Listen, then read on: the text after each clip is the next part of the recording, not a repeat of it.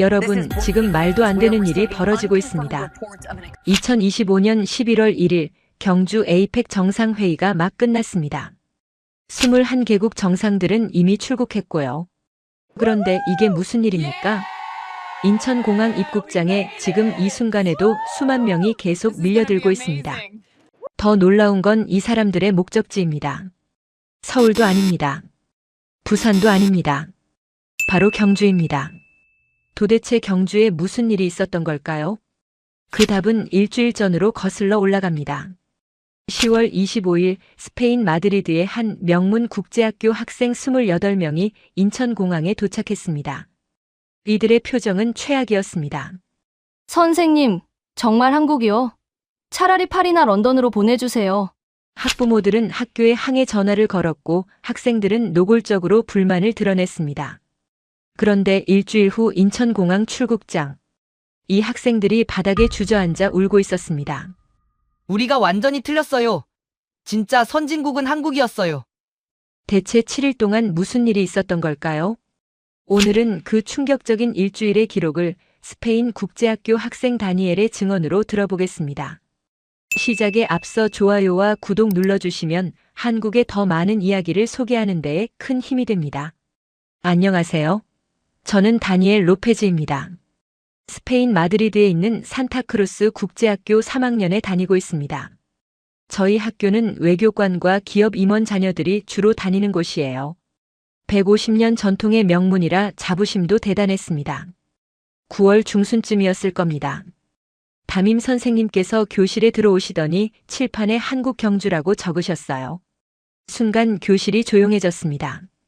매년 파리나 제네바로 가던 우리 학교가 갑자기 아시아라니요. 이해할 수 없었습니다. 선생님은 설명하셨습니다. 올해 10월 말 경주에서 에이펙 정상회의가 열린다고요. 21개국 정상들이 모이는 역사적인 행사라고 하셨습니다. 그 기간에 맞춰가면 특별한 경험이 될 거라고 말씀하셨어요. 하지만 저는 납득할 수 없었습니다. 한국이 스페인보다 나은 점이 뭐가 있을까요? 우리는 수백 년 역사의 대성당을 가지고 있고 피카소와 벨라스케스를 배출한 예술의 나라입니다. 무엇보다 유럽 문명의 중심이었던 나라였어요. 집에 돌아가서 부모님께 말씀드렸습니다. 아버지는 고개를 저으셨어요. 경주가 어디냐고 한국 어디쯤에 있는 도시냐고 물으셨습니다. 어머니도 마찬가지였습니다. 차라리 런던이나 베를린으로 보내는 게 교육적이지 않겠냐고 하셨어요. 학부모 온라인 회의가 열렸습니다. 참석률이 거의 100%였어요. 모두들 반대 의견이었습니다. 친구 마르코의 아버지는 회사 임원이셨는데 한국은 기술은 좀 있을지 몰라도 문화적으로는 아직 유럽 수준에 못 미친다고 단언하셨습니다. 제 어머니는 더 직접적이었습니다. 비행시간만 14시간이 넘는데 굳이 그렇게 먼 곳까지 갈 필요가 있냐고 항의하셨어요. 그 시간에 유럽 도시 3곳은 다녀올 수 있다고 하셨습니다. 하지만 교장 선생님이 못을 박으셨습니다. 이미 확정된 교육과정이라고요. 학교 이사회도 승인한 사안이라 변경할 수 없다고 하셨습니다. 출발 일주일 전이었습니다. 가방을 싸면서도 내키지 않았어요. 단체 채팅방에는 불평만 가득했습니다. 평소 수학여행 때는 출발 전부터 들떠 있었는데 이번만큼은 완전히 달랐어요. 10월 25일 마드리드 공항에서 한국행 비행기에 올랐습니다. 14시간이라는 긴 시간 동안 저는 계속 생각했어요. 한국에 가서 뭘 보게 될까? 아마 평범한 거리와 평범한 건물들이겠지요. 친구들도 마찬가지였습니다. 그냥 형식적으로 다녀오자고 사진 몇 장 찍고 보고서 쓸 만큼만 보고 오자고 했어요. 비행기가 착륙했습니다. 인천공항이었습니다. 창밖으로 보이는 풍경은 평범했어요. 회색빛 활주로와 건물들이 보였습니다. 그런데 공항 안으로 들어서는 순간 저는 발걸음을 멈췄습니다. 천장이 엄청나게 높았어요. 유리와 강철로 만들어진 거대한 구조물이 머리 위를 덮고 있었습니다. 마드리드 공항보다 훨씬 웅장했어요.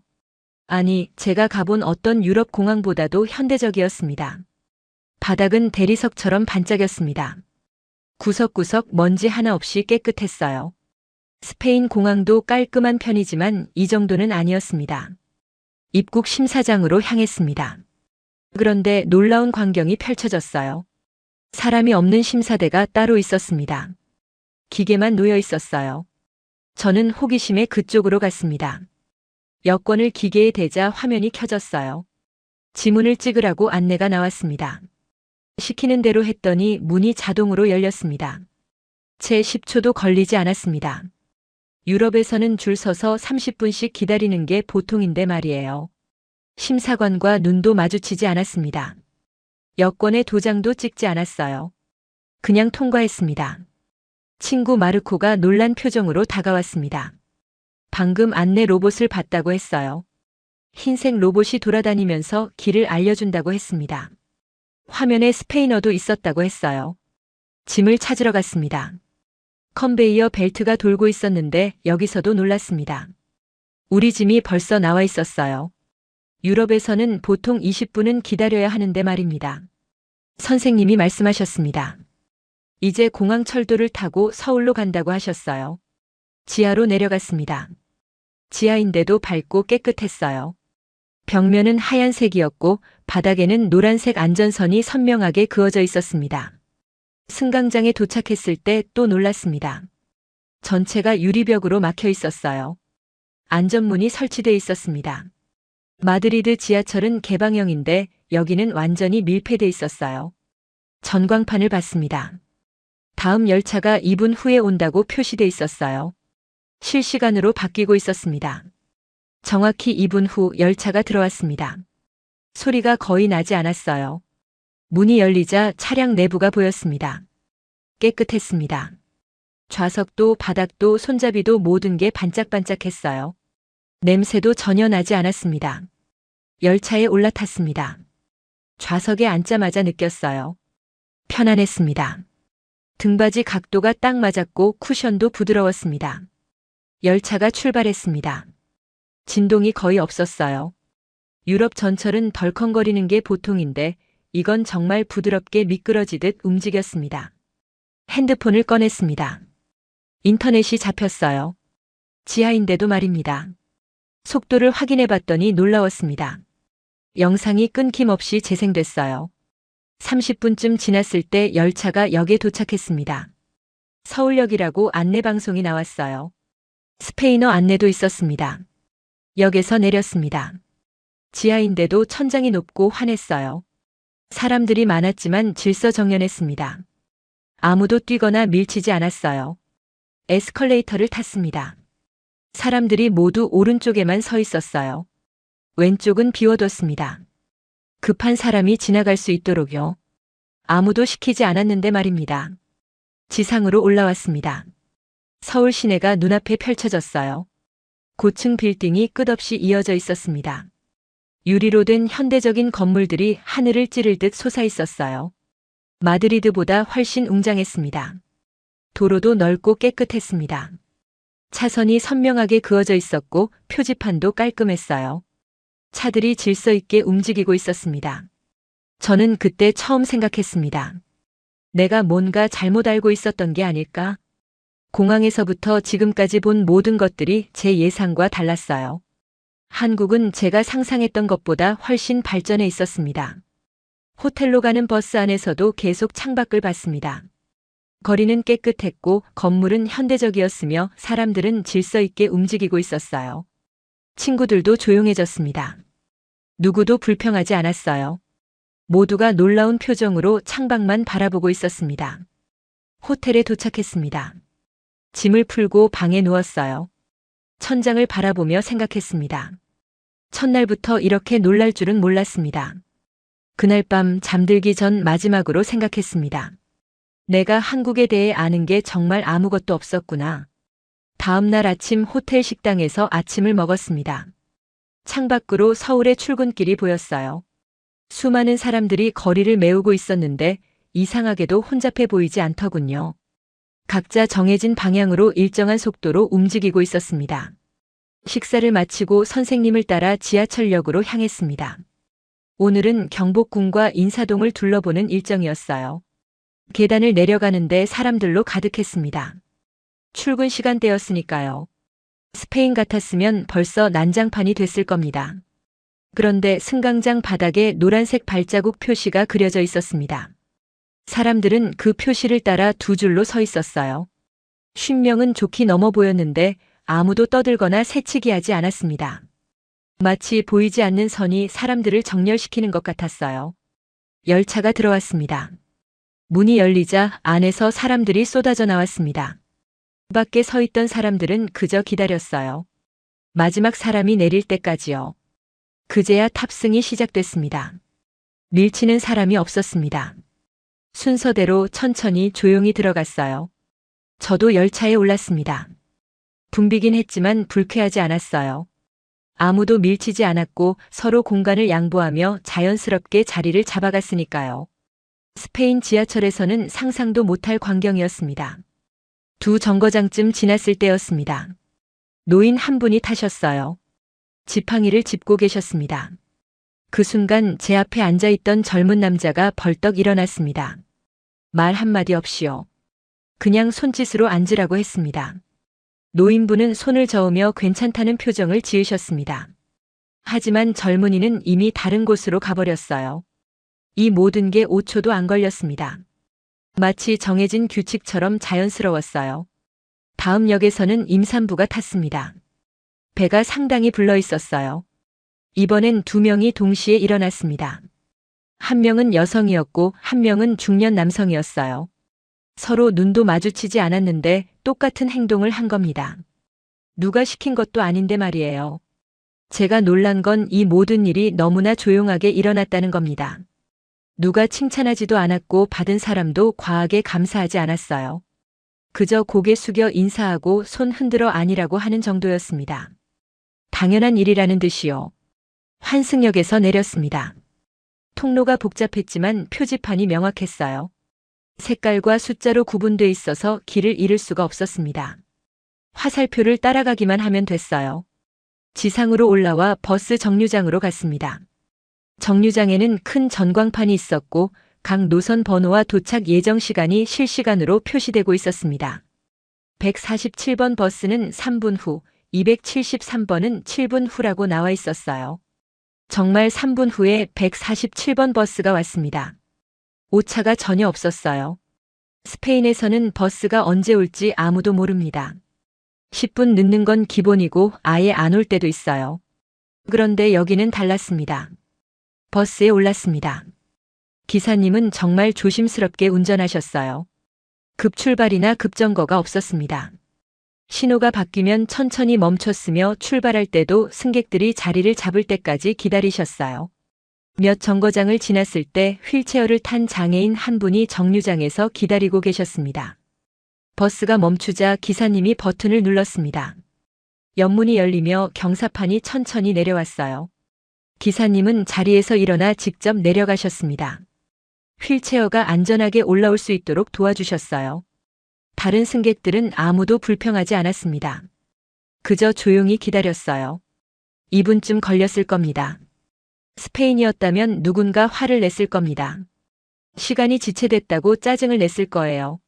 하지만 여기서는 아무도 그러지 않았습니다. 당연한 거니까요. 점심 식사를 하러 작은 한식당에 들어갔습니다. 손님이 꽤 많았어요. 자리를 기다리는데 앞에 계시던 할아버지께서 우리를 보시더니 먼저 들어가라고 하셨습니다. 저는 사양했습니다. 순서가 있지 않냐고요. 할아버지는 웃으시며 괜찮다고 하셨습니다. 젊은 사람들이 먼저 먹고 가라고 당신은 시간이 많다고 하셨어요. 70세는 넘어 보이시는 분이었는데 우리를 배려해 주신 겁니다. 식사를 마치고 거리를 걷다가 횡단보도에 섰습니다. 빨간불이었어요. 차는 한 대도 오지 않았습니다. 건너가도 아무 문제 없을 상황이었어요. 하지만 사람들은 모두 서 있었습니다. 20명이 넘게 있었는데 아무도 움직이지 않았어요. 빨간불이니까요. 그게 규칙이니까요. 누가 보고 있지도 않았습니다. 경찰도 없었고 카메라도 보이지 않았어요. 그런데도 모두가 지켰습니다. 저는 그때 이해했습니다.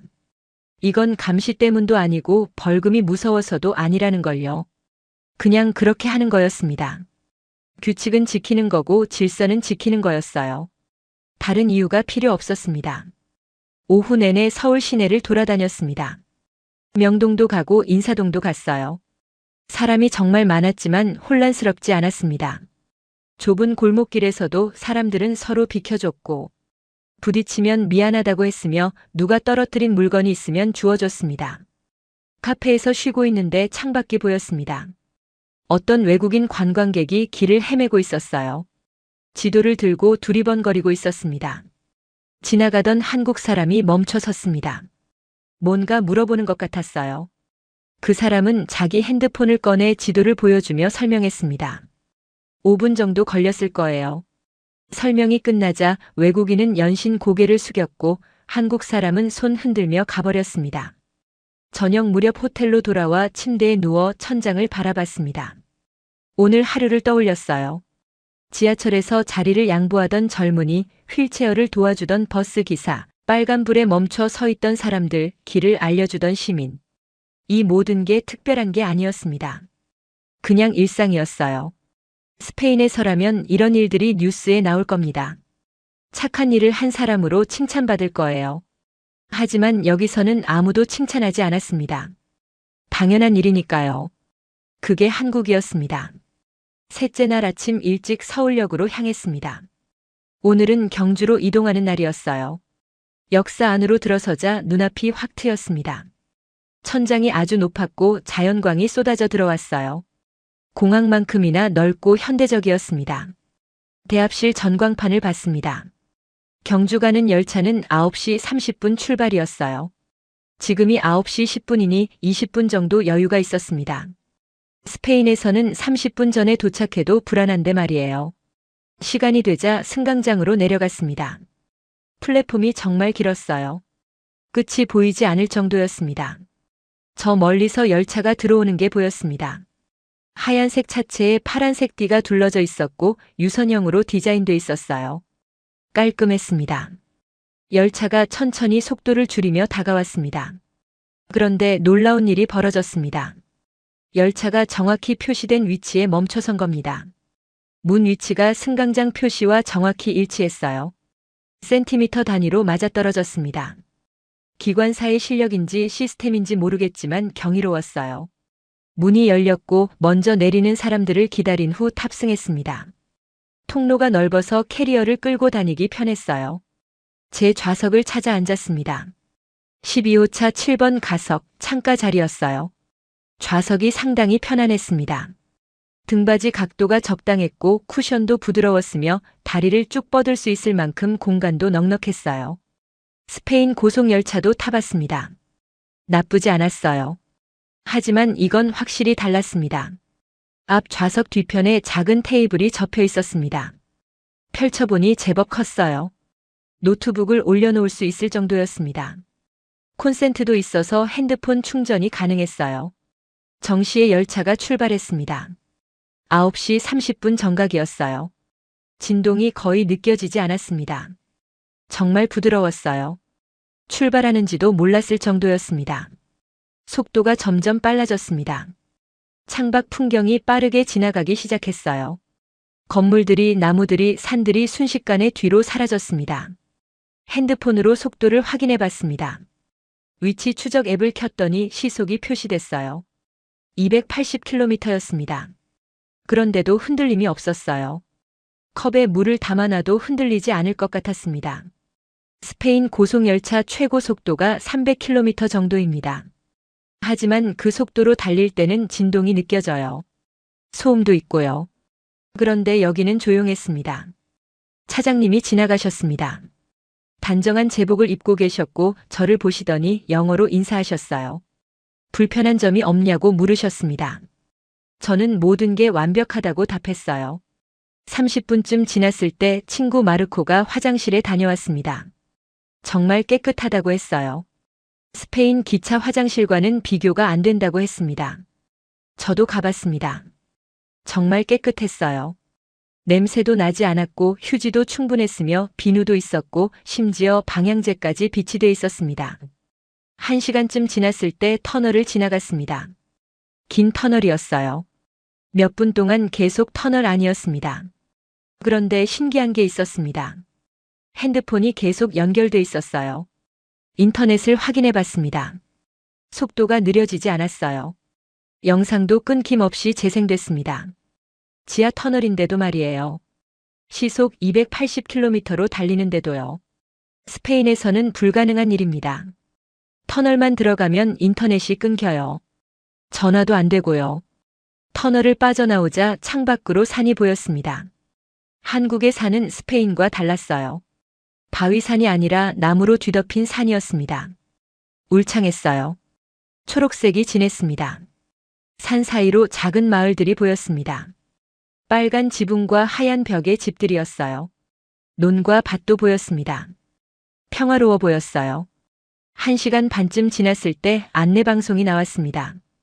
곧 대구역에 도착한다고 했어요. 잠시 정차한다고 했습니다. 대구역에서 몇 명이 내리고 탔습니다. 5분 정도 멈춰 있었다가 다시 출발했어요. 20분 정도 더 가자 다시 안내방송이 나왔습니다. 경주역에 곧 도착한다고 했어요. 정확히 2시간 15분 만이었습니다. 서울에서 경주까지 370km가 넘는 거리를 이 시간에 온 겁니다. 스페인이었다면 4시간은 걸렸을 거예요. 경주역에 도착해 열차에서 내렸습니다. 역사가 서울만큼 크지는 않았지만 깔끔했어요. 현대적으로 지어진 건물이었습니다. 역 광장으로 나오자 공기부터 달랐습니다. 서울보다 맑았어요. 차도 적었고 건물도 낮았습니다. 조용했어요. 그런데 사람은 많았습니다. 역 앞에 관광객들이 상당히 많았어요. 대부분 외국인이었습니다. 중국어, 일본어, 영어가 여기저기서 들렸어요. 선생님이 말씀하셨습니다. 지금 경주에서 에이펙 정상회의가 열리고 있다고요. 21개국 정상들이 모여 있다고 했습니다. 그래서 외국인이 많다고 했어요. 세계가 경주를 주목하고 있다고 하셨습니다.